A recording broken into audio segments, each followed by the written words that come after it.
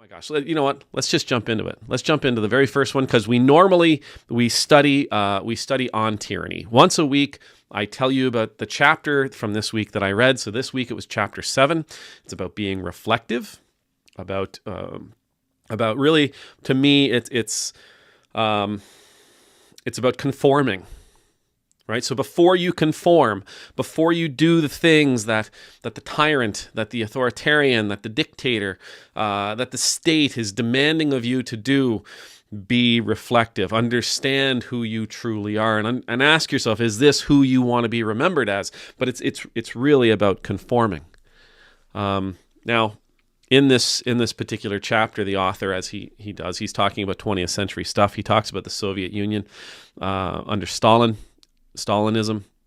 He talks about the hundreds of thousands of people who were murdered by the secret police. But it wasn't just the secret police. It was the regular police forces as well who were counted on to help, and they conformed to the will of the state out of fear, out of peer pressure.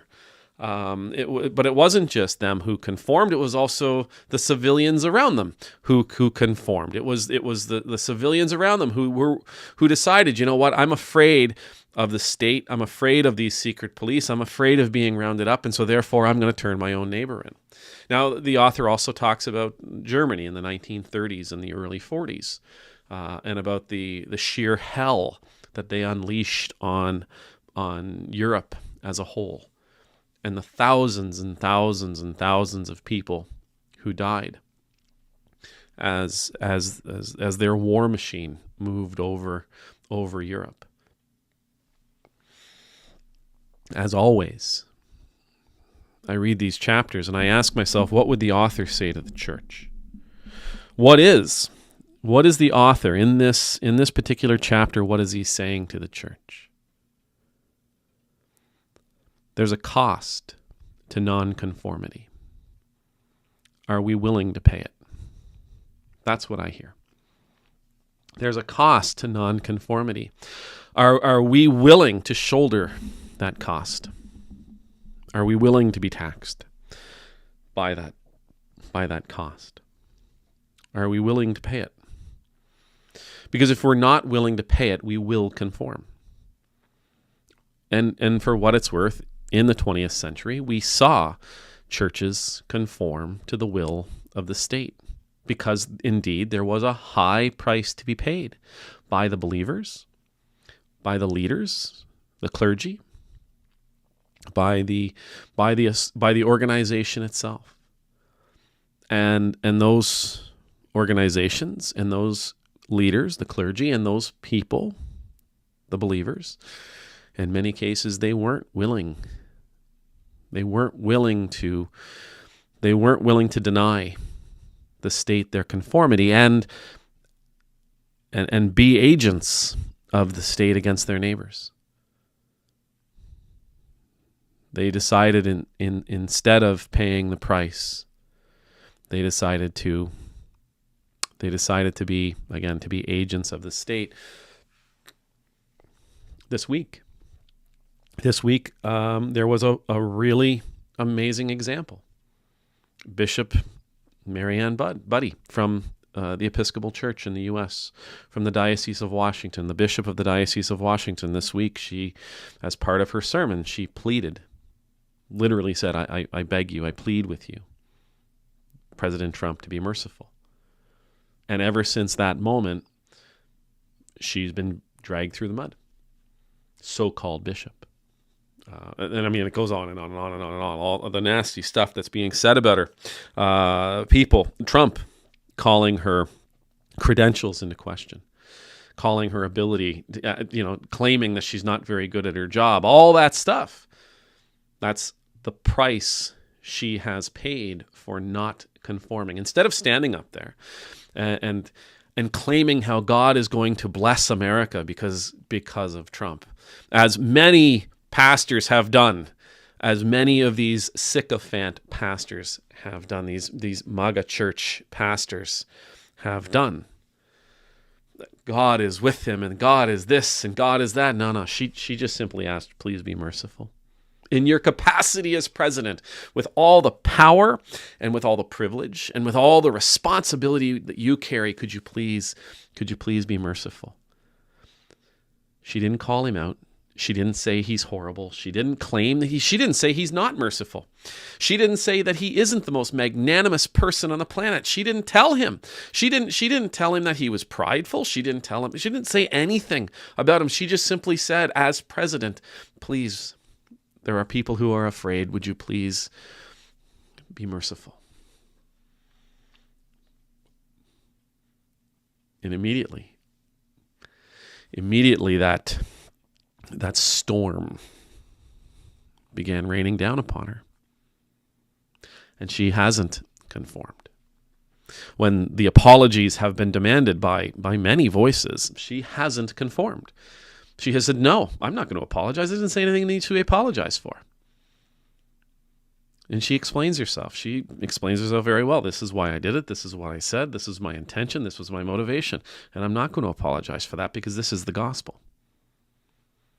So she's paying the price. Instead of towing the line, instead of cowering, instead of stepping back,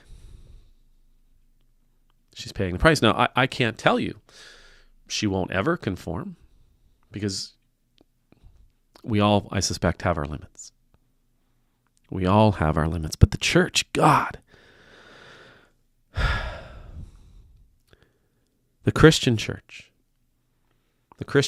was built on the backs of martyrs. It was built on the backs of people who refused to denounce their faith. Built on the backs of people who said, no, this is exactly what I believe. No, this is what I saw. No, this is what I understand. No, this is what I heard. I will not go back. I will not deny Christ.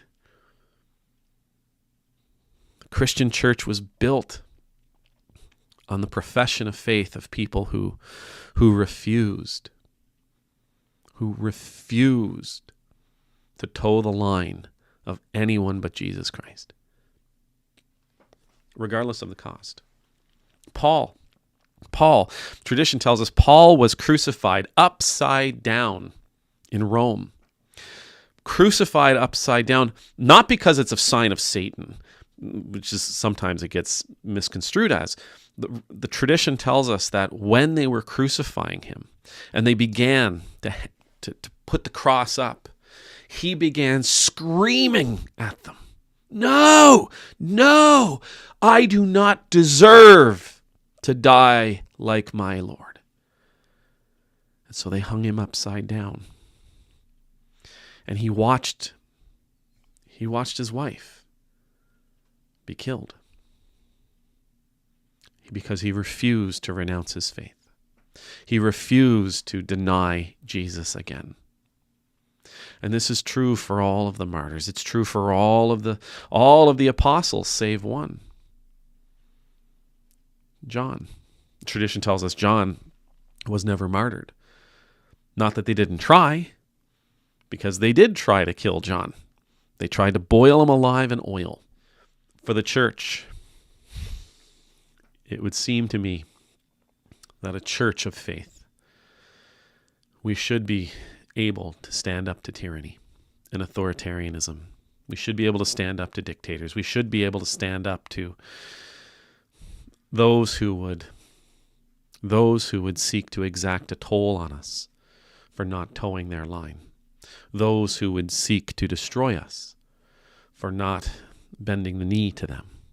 Those who would seek to make us cower because we had the audacity. We had the audacity to ask them to do something that they don't want to do. The church as a whole, believers, Christian leaders, the church as a whole, we should be prepared. We should be prepared for a life of nonconformity to the state, regardless of who the state is, by the way.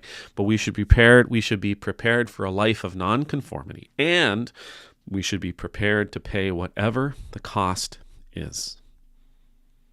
Because the minute we conform is the minute we begin following the state and the actors of the state and the agents of the state and the whims and the desires and the ideology and the values of the state, and not Jesus. I'm not going to lie to you. I'm still flabbergasted by the way this week has been, by the way this week went. I'm so incredibly shocked and surprised. And I understand. Oh, Ed, you were naive then. Sure. Okay, I'll own it. Yep. I'm okay with that.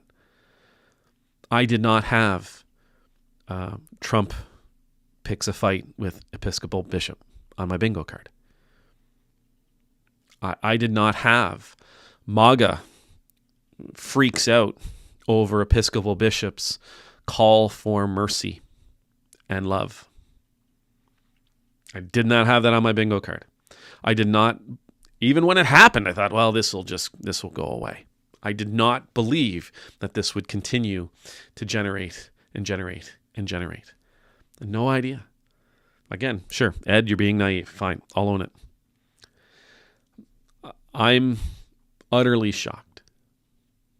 I'm utterly shocked at how this administration has rolled out so far. I think the church needs to be prepared to say no. I think the true church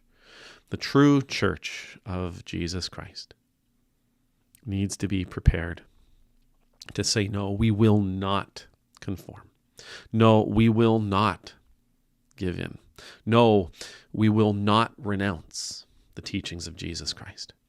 We will hold firm, whatever that cost may be, for as long as we possibly can.